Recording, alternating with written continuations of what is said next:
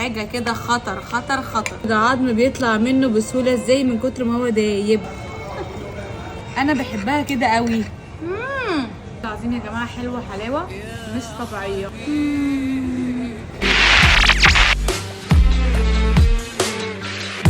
ويلكم تري، ودي اول حاجه بتنزل لنا لما بنعمل الاوردر. سقعه بشاميل وش بالقشطه وميكس سالاد. السالاد بتكون عباره عن 5 انواع من اختيارات. شوربه البهاريز الجنب. الله الله الله، شويه عكاوي بقى على كوارع، حاجه كده ترم البدن.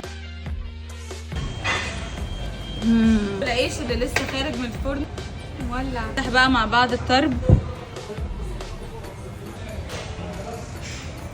كفته والسجق، بريشه كده، كريب مع كريب طري وخطير خطير خطير. شويات هنا ما بتهزرش. اطرى حته لحمه في مصر. ضلع ضاني واخد سوا 8 ساعات على الحطب. عايزه اقول لكم يا جماعه دايب دوب. شويه من الدقوس ده، من الضلع الدايب ده.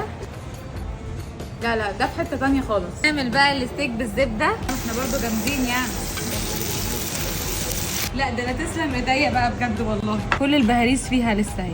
وطلبنا شوايه فراخ بتكون عباره عن كفته فراخ وتكه وشيش طاووق. ندوق التكه، التتبيله حلوه قوي. الشيش طاووق بحب شيش طاووق ما يكون صدور قوي. كفته الفراخ حلوه قوي. نحلي بقى بشويه كنافه وبقلاوه محشيين التشيز كيك. شكلهم بجد خطير. يا جماعه انا بحب الحلويات قوي بجد، بحبها حب مش طبيعي بجد. يا جماعه لازم تيجوا تجربوا مطعم بيت المشويات، اللي ما جربوش فايته كتير جدا. خروجه العيد لازم تكون في مطعم بيت المشويات.